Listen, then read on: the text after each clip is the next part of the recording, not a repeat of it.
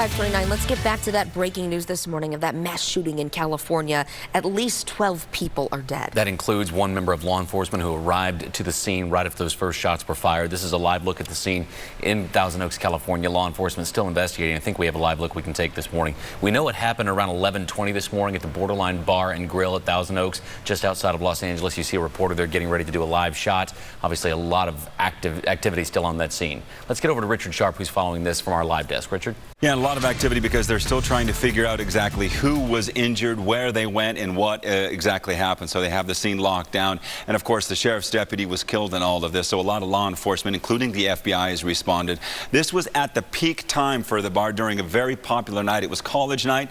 The bar has near several local colleges. They estimate more than 100 people were inside the bar at the time.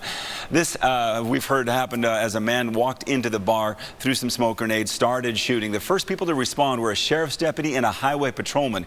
As they went into the building, that sheriff's deputy was shot. We heard from the sheriff talking about this just a short while ago. He said that's when the California highway patrolman backed up out, secured the scene, got the deputy back out of the bar there, and that deputy was rushed to the hospital where he was pronounced dead. Now, as far as where this happened, this college, this bar, this is, look at the map here. It's just off the popular 101 highway. You've probably heard of that referred to in a very popular residential area. We've been showing you a couple different social media posts. The Ventura County Sheriff's Department asking people to call this line if they have any problems getting through. And this is what we've been hearing a lot of witnesses of how they tried to escape all of this. This was one person. You could see his hands bloodied as he punched out a window as he and several other people tried to get out of the bar and get to safety while that person was shooting. We'll keep track of this throughout the morning and get back to it as soon as we can. Hundreds of people inside that bar when this happened. Just awful. Richard, thank you. And just to confirm, along with what Richard was saying, the shooter has been confirmed dead in that as well. So 12 people killed and the shooter, 13 total this morning in California. That's right. Okay, 5:31. We're going to check in what's happening locally here. And there's snow headed our way. We've been talking about it all week long. All week, yeah. And here it is. It is coming, but not this morning. We're dry for the morning rush hour, which is a good sign as you drop kids off at school, if they have to wait outside. It is cold, though, with our temperatures down into the 20s this morning. And I just checked our wind chill. It feels like 2019 in some areas within the 435 loop. So bundle up this morning. Definitely need that thicker coat today, that winter coat, as we are anticipating the snowfall to get here by the end of the school day and by the end of your work day. Rain snow mixture first arrives after noon. After that lunch break, wet roads are likely in the afternoon and early evening. Little to no accumulations expected on the onset of the precipitation. It'll eventually transition to all snow around sunset or just before that. I would say between 3 and 5 p.m. is when I expect all snow to move into Kansas City, eventually transitioning from west to east in our viewing area. So those near Clinton, Butler, Sedalia, Marshall will notice that transition later on this evening, closer to 6 or 7 p.m. We will all be within the snow well after sunset. Dusting to 2 inches possible. Higher amounts may be possible along Lawrence, Topeka to the west, along I-70 where winter weather advisories are in place. And we are concerned with the slick and icy road conditions late tonight and especially early on Friday. Something you'll have to watch very closely, Jade and I, tomorrow. Jade, how are those roads out there now? Luckily dry. Yes, dry here, but we're wanting to start with Colby, Kansas, out in western Kansas. You can see some of that snow that Lindsay's been talking about that has already fallen here, kind of sticking to the grass there in Colby. This is one of KDOT's cameras out west. I know my hometown got anywhere between 2.5 to 3 inches already. Thankfully, we're not hopefully expecting anything like that here. Here in the Kansas City area, looking good. I-70 at 18th Street. This is in Kansas City, Missouri. No problems here. Westbound lanes, eastbound lanes, both moving just fine. We are still green all the way through in all of our interstates this morning. Thank you. When it comes to winter weather, there is a lot that crews can do to make sure everybody is safe on the roads. Yeah, 41 Action News reporter Ray Daniel live this morning to tell us how those crews are getting ready for the snow that's on the way. Ray, we've known about this, as Lindsay was saying, kind of all week long. They've had plenty of time to prepare. What does this final step look like? Well, you know, Taylor MoDOT, just yesterday, they had an annual snow drill. This is something that they prepare for each and every year. This was a statewide snow drill. Now, KDOT and MoDOT have been preparing for weeks for weather like this to come, you know, in terms of checking equipment, checking fluids inside of the trucks, and just making sure everything and anything that is snow and ice related is working properly. Now, KDOT crews said when it comes to getting in these snow plows and these wing plows, they have so much that they're looking at. They're looking at folks behind them, folks in front of them, drivers on the road, as well as weather, and also making sure all the equipment is properly functioning. They say one of the biggest things folks need to look out for is making sure that they are vigilant when these snowplows are coming through. I emphasize, each and every year we go through this, we have interviews, we do many different cities, counties, state people. We can't say it enough. Slow down. Give us plenty of room to work. Watch out for yourself. Until you've actually sit behind the wheel of one of these trucks, you don't really know what we have to deal with. And let me tell you, KDOT crews allowed me to get in one of those snow plows, and these plows are massive. And one of the things crews had told me, they said a lot of these drivers, they try and pass these snow plows on the shoulders just to get past them. But these snow plows are dumping all of that snow, so it's a very dangerous situation for these drivers as well as these snow plow drivers as well. So definitely don't be that person. Just slow down and make sure you give them enough space. In Mission, Kansas, Ray Daniel, 41 Action News Today. Ray, thank you. We say it every year. It's time to factor in a little bit more time whenever you're headed someplace, because it's going to take a little bit longer when the weather's this way. Coming soon to Missouri, medical marijuana, and it could have a big impact for your kids. Avery Lango is just like every other kid, but has to deal with a severe form of epilepsy. And through research, her family found out medical marijuana products were helping kids like her have fewer or no seizures once they start. That's how they got involved with Amendment 2. With the amendment passing, the family feels relieved. Avery will get the help she needs. Just a sigh of relief to know that we can stay home, we can stay here in Missouri, and she can get the medical treatment option that she deserves. The amendment starts on December 6th. The Department of Health and Human Services will oversee medical marijuana. It has to make patient ID applications available by the beginning of June. Even though medical marijuana passed in Missouri, two similar ballot questions both failed. Voters did not pass Amendment 3 that would have taxed medical marijuana at 15% to fund cancer research. Voters also rejected Proposition C. That imposed a 2% sales tax, with proceeds going to veteran programs, drug treatment, early childhood education, and public safety. But that was not a constitutional amendment, that one. We have a new look at what the new KCI terminal will look like. We'll take a look at the new renderings coming up. Jade. We do have a minor accident out there, just kind of pulling up the camera for you right there. Southbound lanes of I-35 at Antioch Road. So we are on the Kansas side there. It is off to the left shoulder of the roadway, not blocking any lanes at this time. That's something we'll watch out for this morning. We'll be right back after the break.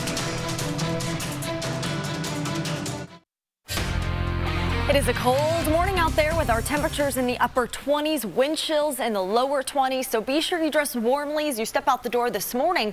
We're looking good for that morning commute. No weather issues to start off today. However, it's the evening drive that has us a little more concerned with snow likely. In fact, between now and 11 a.m. we stay mostly dry, but closer to the lunch hour and 1 p.m. we'll notice the moisture move in as a rain snow mix at first from west to east. By 3 or 4 p.m. all of us will notice that transition to snow with wet to slick roads possible for the evening and overnight drives, guys. Thank you, Lindsay. 5:41 this morning, checking back in on that shooting in California. 13 people dead, including the shooter after a shooting at a popular bar. That includes the shooter, of course. Ventura County Sergeant Ron Hellis, also killed. He was one of the first ones to arrive on the scene. We're not clear exactly how the shooter died. If police killed that person, we don't know that yet. This is what we do know. It happened at the Borderline Grill and Bar at Thousand Oaks, California, just outside of Los Angeles at about 11:20 California time last night. Officials saying that shooting started there. When they arrived, they could still hear shots being fired. Around 10 to 12 people were told have injuries and were taken to local hospitals. One witness says the suspect started shooting very quickly whenever they walked in. He had 2 rounds that I know with him. He changed them within about 6 seconds, which was really fast. So he knew what he was doing. Now, of course, the investigation here is just in its very early stages. We will be keeping track of this story, update you as soon as we know more information. You can follow us on Twitter as well. We're trying to keep you up to date with everything we learn as it comes out of this investigation. And one of the stories we're following back here at home, Overland Park City officials want to change the look of Highway 69 to make sure you're safe. That's right. We'll look at what expansion plans they want to see for that road coming up. We'll also hear from Mayor Sly James on the controversy surrounding the KC Health Department and a local group that serves the homeless. You're watching 41 Action News, clear, complete coverage.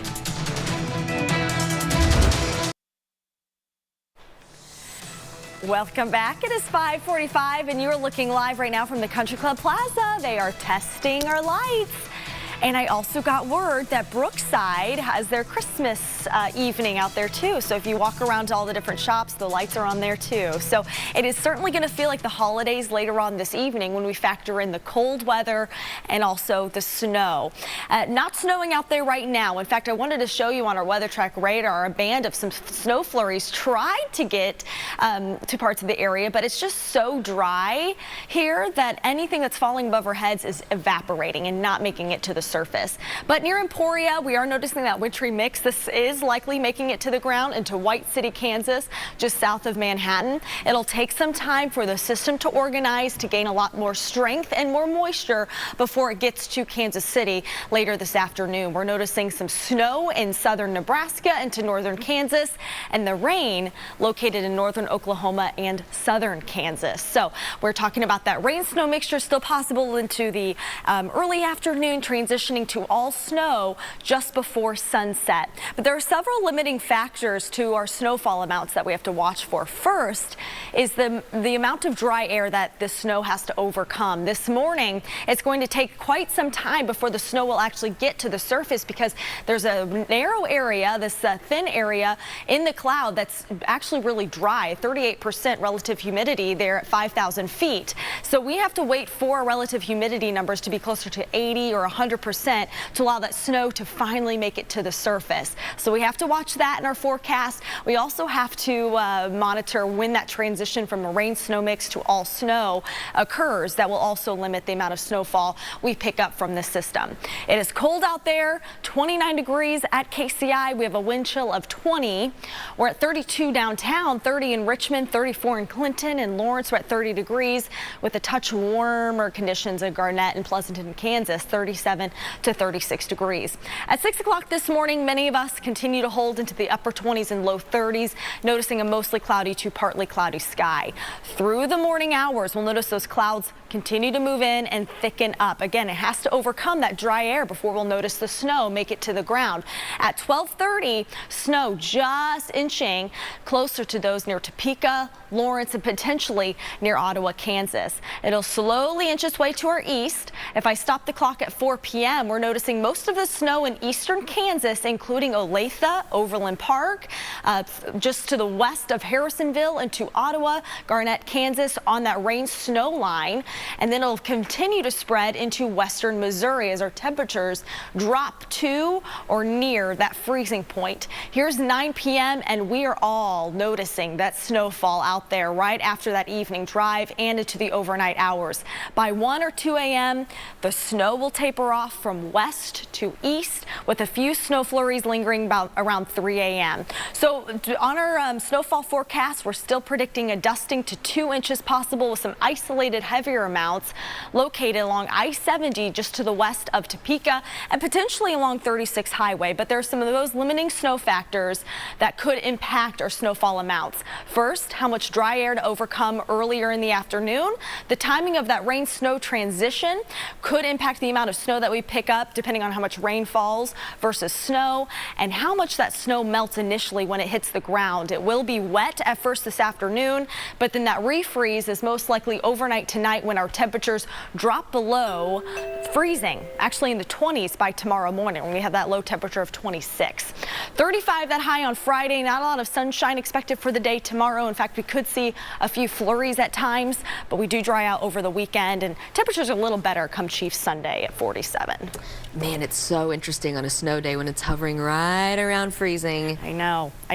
So yeah, wet roads this evening, but icy most likely late tonight. I also noticed that Saturday morning low has dropped another 2 degrees from yesterday. It was 16 yesterday, 14 now. Record low temperature likely. We could set a whole new record Saturday morning. Oh my goodness. Yes. Got a lot going on over No there kidding. in the weather department. All right. Thank you, Linz. Dry roads for now. Jade?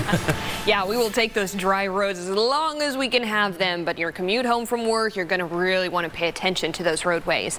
Taking a look at I-35 there at Antioch, the southbound lanes, we did have a crash out there a little bit ago. That has cleared, all lanes back open, no problems out there, no flashing lights or emergency vehicles out there in Johnson County. Wide view of our map shows where that crash was, but again, it's been cleared. Green all the way through elsewhere. If you want to follow along with me all morning long and get updates, you can do so by following me on Twitter at 41 Traffic Now. Big thank you. And we are still following that breaking news out of California. At least 13 people are dead after a shooting at a bar there. That number includes the shooter. This is a live look at the scene where law enforcement is still investigating this morning in California. We know this happened at the Borderline Bar and Grill in Thousand Oaks. That's just outside of Los Angeles. Obviously, a major scene still going on right there as they try to figure out exactly what happened. Let's get over to Richard Sharp, who's following this at the live desk. Richard? Yeah, we're getting a better look at how hectic it was right after the shooting. Pictures like this that are popping up on social media of the people rushing others away from the scene. These were bar goers who were trying to help each other get out of that packed bar. Lots of people either trying to rush some people to medical help or hugging the ones that were able to make it out. You can see from an aerial shot from one of the helicopters, people being loaded onto the stretchers, moved away. The scene was just chaotic for first responders and the people that were there. So far, we know, like you said, 13 people died. 11 people were inside the bar. They were shot, plus Deputy Ron Hellis, who was responding with a CHP officer, and the shooter died as well. As far as the injuries, well, there are many. We still don't know how many. The Sheriff's Department is trying to figure all that out. They've set up a hotline for people to call just in case. This was at college night at the Borderline Bar and Grill, so it was a popular night. Hundreds of people there. Witnesses say they heard as many as 30 shots fired. We just tried to get out, get behind a car, get behind something, and then Yeah, we just tried to take cover. I mean, from there, all we did was just kind of sit there and wait and just kind of play Doug, I guess, and just sat there and waiting until the sheriffs came out. Just hoping that we could get out and looking for all of our friends.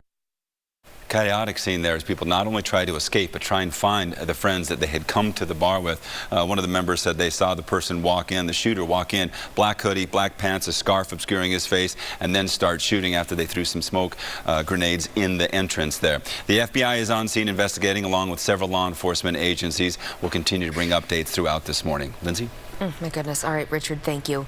It's 5:52 this morning, and we have an update from Grandview. The city has worked to fix two parks after flooding in October damaged the grounds there. 41 Action News reporter Charlie Keegan found out why the city can't do much to prevent further water damage. Charlie, we saw video and pictures from this when it happened a couple of months ago. A lot of water there. What's the problem in Grandview? Well, exactly right. They're so close to the Little Bit River. We're actually in a floodplain here when we're at Tails and Trails Dog Park. And the city knew that they were in a floodplain when they built these parks here. And now they're kind of dealing with that. The water came up and actually pushed debris up against the fence that toppled parts of the fence here at the dog park. And those fences now have been repaired. I want to show you some pictures of another park in Grandview as well. River Oaks Park suffered some similar damage as well in that same storm back in October. You can see water ponding there around the playground. They say that water actually swept away most of the mulch that was on the playground area, so they were going to replace the mulch there. And also water pushed debris all over the bridge that pedestrians used to access that park, so they really had to clear off that bridge and get it back up to snuff for pedestrians. Now, we don't have an exact cost estimate on all the repairs from last month's flood, but last year in 2017 there was a very similar flood situation that did a little bit more damage to these same two parks, and those repairs cost the city $8,000. Reporting live in Grandview, I'm Charlie Keegan, 41 Action News Today. Charlie, thank you. We're also getting a new look at what the new KCI terminal would look like this morning. The developer, Edgemoor, released new renderings of the baggage claim area. Now, the company released the other renderings last week. 41 Action News first broke the total cost, including the price, rising to nearly $2 billion when you include financing. Today, Overland Park city officials are meeting to ask for help to expand Highway 69 Highway to 6 lanes. Officials say the road carries more traffic than any 4-lane highway in Kansas. It averages about 60,000 vehicles a day, and the congestion just increasing. One commuter says the lane expansion would be worth looking into. Your time is worth a lot of money, and if you could reduce the amount of time that you spend in traffic and reduce the amount of frustration that you have on a daily basis, I think that would be worth it. The goal here would be to add a lane in each direction from College Boulevard to 151st Street. They would also make improvements to the interchange at 135th Street and Blue Valley Parkway. An update this morning on the case involving the Kansas City Health Department and officials pouring bleach on food meant for the homeless. This happened over the weekend. Members of the Facebook group Hot Soup KC said health officials made them throw their food away for not having a permit. After telling officials that people would just take the food out of the trash and eat it, officials apparently dumped bleach on that. Health Department officials say they did that because the group did not have a permit and they were not handling food properly. On Wednesday, Kansas City Mayor Sly James sounded off on the situation, adding that the department did what it did because of previous but different cases where would-be Good Samaritans actually caused people to get sick trying to give them food. He added the health department offered to educate that group on how to better handle food in the future. Shawnee city leaders will consider an 18-month extension for Deffenbaugh to use a landfill near 435 and Holiday.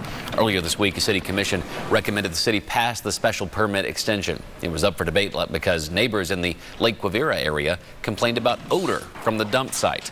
However, complaints are going down in that area. The waste company also says it's doing more to help end the smell. Construction starts Wednesday to end a child care desert in KC, east of 71 Highway. Officials held a groundbreaking for a new early childhood facility at Swope Park and Prospect. The new Emmanuel Family and Childhood Development Center will have an early childhood center, and there will also be a pediatric health care center. This will help end a child care desert within a 10-mile radius of that facility. All right, let's check back on the forecast. Where's the snow right now? Snow, I know, it's in Snow western watch. Kansas. It's not really organized quite yet. Okay. We're waiting for a wave to move out of the Rocky Mountains to get this energy going. There's some moisture out there. So once that disturbance gets a little closer to our area, that's when we'll notice the snow pick up. Between 2 and 4 p.m., the timing of this in Kansas City. A little earlier in Lawrence, Topeka, Garnett, and to Ottawa, Kansas, you'll notice potentially that snow beginning around 1 or 2 p.m.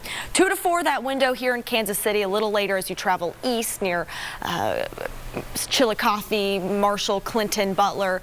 We're expecting the snow to get to you around 5, 6 p.m. Okay. But this afternoon on your road conditions, they will stay wet. We're noticing the road temperatures right now above freezing, will likely stay above freezing until our air temperatures drop in the 20s. That'll be this evening and later tonight when things start to refreeze, and that's when we could notice some icy or slick spots through your Friday morning commute. But this morning, the roads are dry. It's that evening drive we really have to pay attention and watch out for. Big wet snowflakes are expected. So tomorrow morning, you've got to turn us on and see what's going on because this could all change, right? Absolutely, yes. All right. And a good time to remind people we've got time today to go ahead and get your stuff done, get your errands run, check around the house, make sure your house is prepared for cold. You've got a lot of time today before that comes. Yeah, before noon or 1 p.m., things are looking Get all okay. that done. Your ice scraper to you. Yep. Good idea. Put in the car. Yeah, and all of the other the survival stuff with, blankets and all of that. Absolutely. It's a Everything good you thing gotta to be have ready out for. there. I-435 and State Line Road, no problems out there right now. Dry roads really helping things out. Jay, thank you. And coming up at 6, we are still following that shooting at a California bar. At least 13 people dead, including the shooter and a sergeant. And we'll have more updates on what is happening there when we come back.